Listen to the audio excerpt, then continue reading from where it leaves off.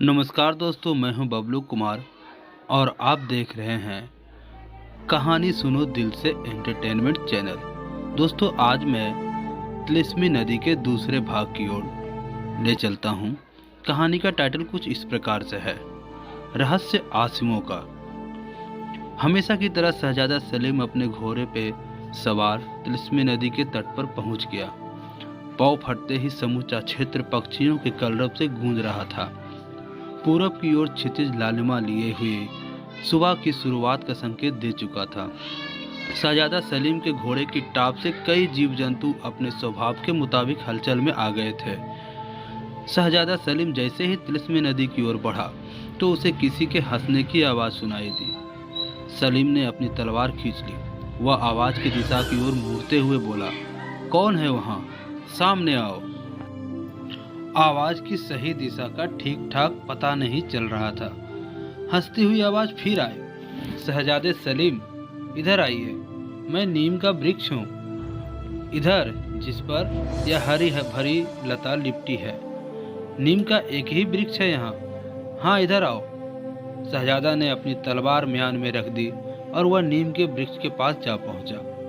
वृक्ष के भीतर से आवाज आई, शहजादे सलीम, मैं सोननगर का कुंवर अखिलेश प्रताप सिंह हूँ।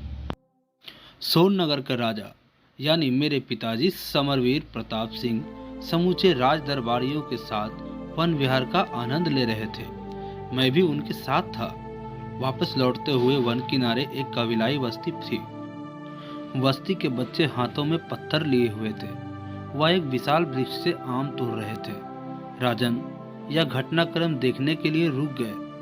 वह बोले, एक हम हैं कि अपने सैनिकों को अस्त्र शस्त्र का प्रशिक्षण देते हैं। यहाँ देखिए, यह बच्चे बाल्यकाल से ही कुशल प्रशिक्षण खेल खेल में ले रहे हैं। शहजादा सलीम हंसते हुए बोला, मैं समझ गया। बच्चे आम के वृक्ष में लगे फलों को तोड़ने के लिए पत्थरों से निशाना साध रहे थे, है ना? वृक्ष बोला, जी बिल्कुल। मैंने जवाब दिया था, महाराज ध्यान से देखिए, उस विशालकाय वृक्ष के नीचे एक मुनि साधना में रत है। वह इस बात से अनभिज्ञ है कि जिस वृक्ष के नीचे वह बैठे हैं उसके फल स्वतः नहीं गिर रहे हैं, बल्कि बच्चों के द्वारा फेंके जा रहे पत्थरों का निशाना बनकर नीचे गिर रहे हैं। मुझे डर है कि कहीं कोई पत्थर मुनिवर के न लग जाए। मैंने अभी अपनी बात कही ही थी कि एक पत्थर मुनि के माथे पर जा लगा। मुनिवर चीख पड़ा। सभी बच्चे मारे भय से भाग खड़े हुए। राजन सहित हम दौड़कर मुनि के समीप जा पहुंचे। माथे से खून टपक रहा था। हमारे द्वारा पूछने पर भी मुनिवर मौन रहे। वह संकेतों से अपनी बात कह रहे थे। अचानक मुनि की आंखों से झरझर आंसू टपकने लगे। राजन ने मुनि को महल का अतिथि स्वीकार करने का आग्रह किया, लेकिन वह संकेतों से मना कर चुके थे। हम सभी दुखी मन से वापस राजदरबार लौट आए। शहजादा सलीम बोला, फिर क्या हुआ? वृक्ष से आवाज आई।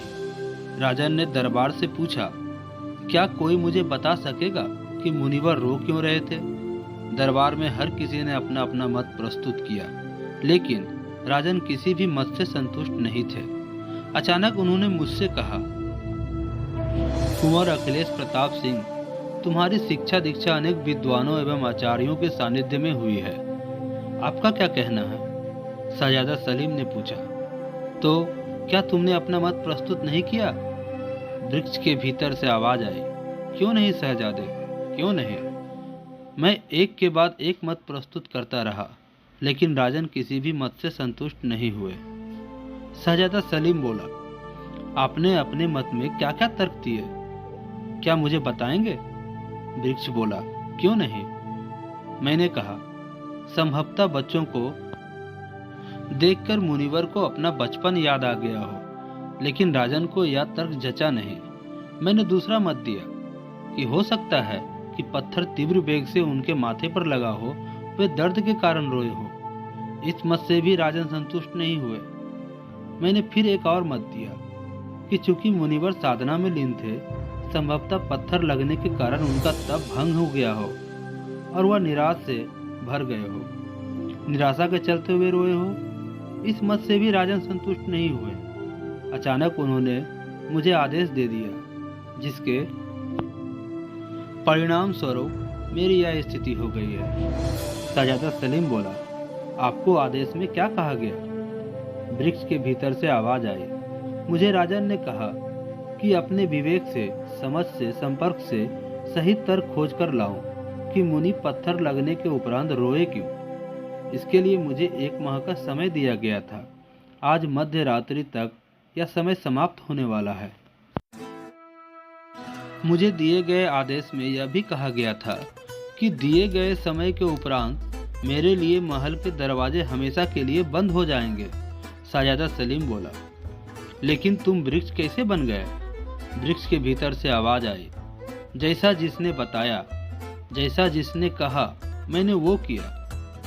1 माह में मैं कई मत राजन के समक्ष रख चुका हूँ, लेकिन सब व्यर्थ। मुझे दिया गया 1 माह का समय का समाचार पड़ोसी देश तक भी पहुँच गया। उनके एक गुप्तचर ने मुझसे दोस्ती कर ली। वह मुझे इस तिलिस्मी नदी तक ले आया। उसी ने मुझसे कहा कि मैं इस नदी का पानी पीने के उपरांत दिव्य ज्ञान प्राप्त कर लूंगा। मैंने जैसे इस नदी का पानी पिया, मैं वृक्ष बन गया। शहजादा सलीम बोला, ओह, अब तुम्हें पुनः मनुष्य बनाने के लिए क्या करना होगा? वृक्ष के भीतर से आवाज आई, शहजादे, वह गुप्तचर अभी अपने राज्य की सीमा में प्रवेश नहीं कर पाया होगा। उसके पास मेरा खंजर है। वह लाकर यदि आप मेरे तने में घोंप दे तो मैं वापस मनुष्य की देह को प्राप्त कर लूंगा। शहजादा सलीम बोला, मैं उसे कैसे पहचानूंगा?